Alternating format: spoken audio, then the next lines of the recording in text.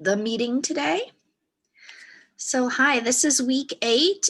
We're doing critiques this week, but also on Wednesday, we're going to visit the studio of Edgar Jerins in the Elizabeth program. So watch this short video about his work.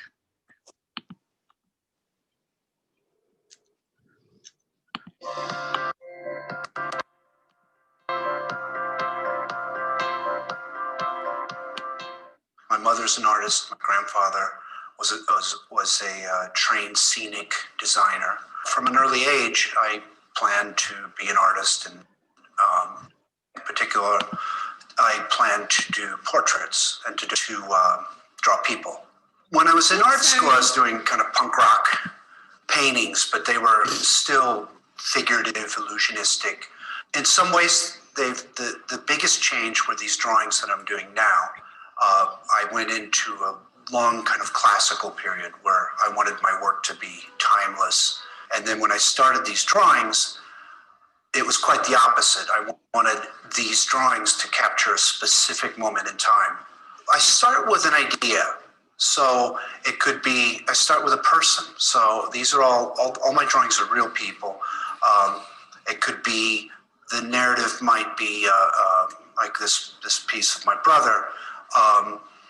My brother at that time was homeless, so I wanted to do an image of him near my mother's house in the snow, with the snow and the street we grew up on, but the cold and the snow representing the threat to his life, which it was. And every winter we thought he might freeze to death. The pieces that I do, this series of drawings is thematically very dark. It's sort of dark emotional terrain. Trauma and pain, when someone's experiencing a real difficult part of their lives, it's very isolating. And so in a way, my greatest achievement might be to make someone feel less lonely.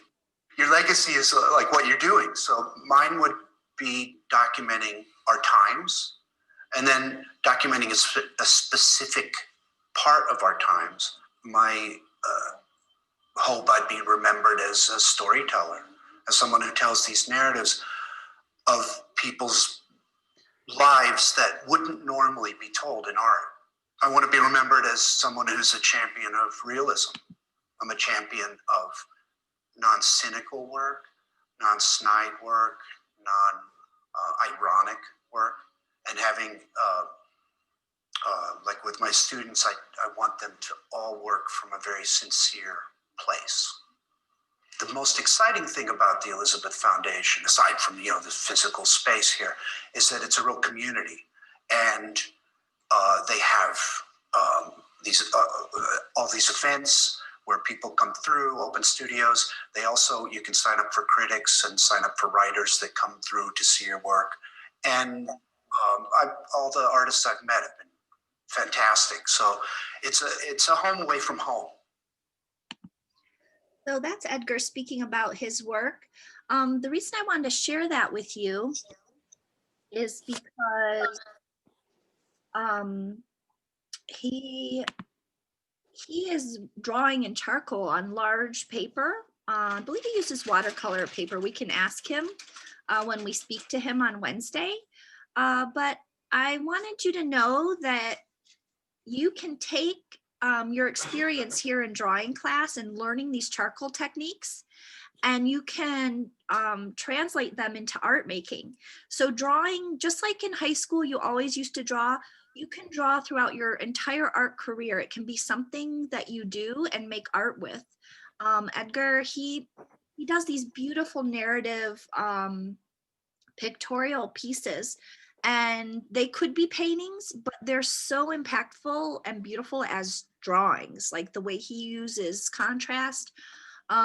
So just know that when you're working and you're paying rent and you're paying your car payment and you have to buy food, and you don't have a lot of money for art supplies, you can always go back on your drawing and just get paper and some charcoal and an eraser and really make some beautiful works of art. So I don't want you to ever forget that. Now that you have this charcoal drawing as part of your repertoire, there are a lot of people who draw as artists. You don't see that focus very often. Most people transition to painting or go into graphics or do sculpture, or printmaking, but drawing is really the foundation for all of those things. So I wanted you to remember that, and I hope you enjoy meeting with him on Wednesday. So that brings me to the fact that we're going to do virtual critiques all day today. But if you do not want to, if you do not want to do a virtual crit, what you can do is record yourself on Zoom and upload it to YouTube and send me that link. You could also send me the MP4 file that Zoom will transfer your video into, but that's kind of bulky, so you might have trouble sending it on the internet. Another easy way is to record yourself on your phone and then just send it to me via Instagram. So hopefully we'll get through a lot of critiques today. And so Wednesday will be recorded critiques only that you'll send me by the end of the day, Wednesday.